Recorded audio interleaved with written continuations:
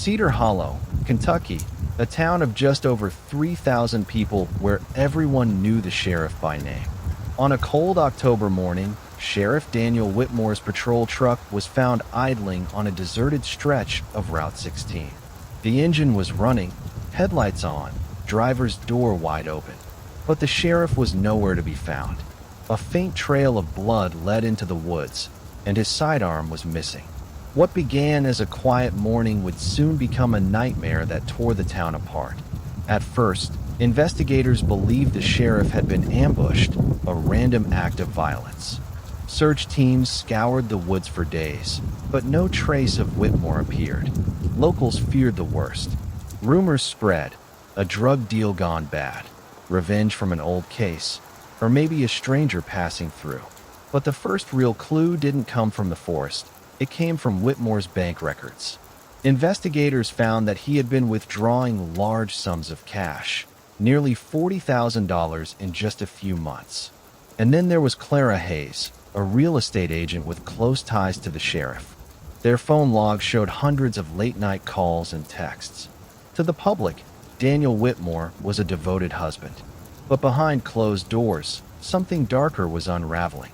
Detectives followed the money and the lies. Whitmore's reputation began to crumble. Witnesses reported heated arguments at his office, and even his deputies seemed uneasy talking about him.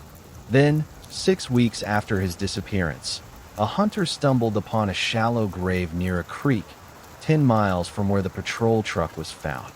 A badge, a wedding ring, human remains. Dental records confirmed it. Sheriff Daniel Whitmore was dead. He had been shot once in the back of the head, execution style.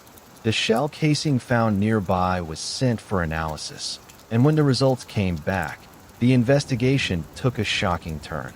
The bullet came from a service weapon registered to Deputy Alan Mercer, Whitmore's right-hand man, his friend of over a decade. When confronted, Mercer broke. He claimed Whitmore had been stealing money from the evidence locker, skimming cash from old drug busts, and falsifying reports to cover it up. Mercer said he confronted the sheriff one night in the woods. Things got heated, and the gun went off by accident. But the evidence told another story.